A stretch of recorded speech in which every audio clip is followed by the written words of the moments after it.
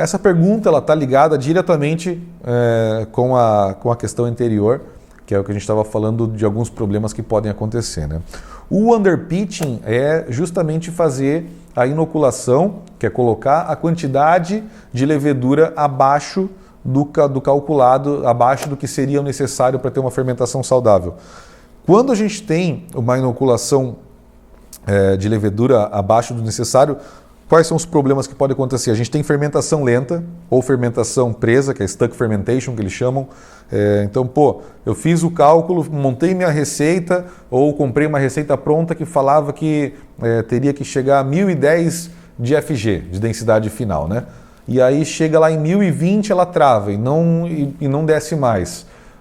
Cara, pode estar muito ligado, pode ser um problema de mosturação, sim, pode ser, mas pode estar muito ligado também a uma baixa taxa de inoculação. Tá? Eu não tenho quantidade de célula suficiente, eu não tive uma multiplicação de célula suficiente para ter uma fermentação saudável e que conseguisse levar minha fermentação até o alvo, que era 1010.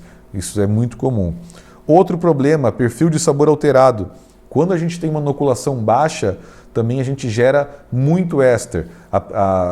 Se eu coloco menos célula no começo, ela tende a fazer muita propagação, ela vai tentar se multiplicar ao máximo suficiente para conseguir consumir todo aquele açúcar que está naquele mosto. E durante essa fase de propagação, multiplicação, a gente tem muita geração de éster, a gente tem geração de subcompostos também, a gente não tem célula suficiente, então pode gerar enxofre, pode gerar diacetil, e aí como a gente tem pouca levedura, ela não vai conseguir consumir esse diacetil, e tu vai ficar com diacetil no final da cerveja. Então, são vários problemas. Outro problema é a produção de álcool superior também.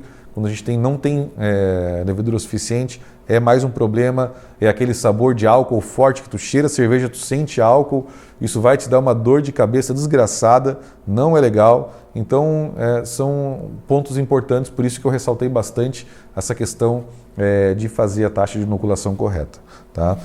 O overpitching já é a gente fazer inoculação acima. Isso normalmente acontece quando a gente vai fazer o uso de lama, de reaproveitamento de levedura de levas anteriores, até porque quando a gente vai comprar pacotes de fermento, a gente não quer gastar muito dinheiro com um pacote de fermento, até porque é bastante caro. Então a gente, normalmente o problema de overpitching é quando a gente faz reaproveitamento, tá?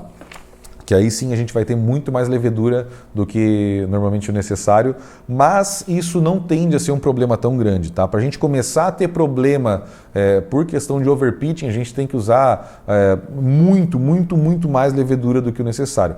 Um dos problemas que pode acontecer é a gente ter uma fermentação muito acelerada e com uma atenuação maior do que o esperado. Então, às vezes eu estou esperando uma cerveja com 1015, por exemplo, ela vai fechar lá com 1010. Isso pode te gerar uma cerveja com menos corpo. Então, às vezes, tu queria uma cerveja com um pouco mais de corpo para manter aquele residual de adocicado e ela vai consumir esse açúcar mais do que estava esperado, mais do que é o normal. Esse é um problema bem rápido, tá? Outro problema é quando a gente quer uma cerveja que tem uma geração de éster e quando a gente faz uma inoculação muito grande de células, a gente não tem... Como a fermentação é tão rápida, ela acaba não gerando esse éster que seria feito pela propagação da levedura e tudo mais. Então, esse também é um dos probleminhas principais. Mas é basicamente isso, assim, problemas de overpitching não é comum, tá? Então, é muito melhor a gente sempre errar para mais no cálculo da levedura do que para menos. Tá? Botar menos levedura vai te gerar muitos problemas. Botar mais levedura vai te gerar pouquíssimos problemas, se gerar. Então, essa é a dica que fica.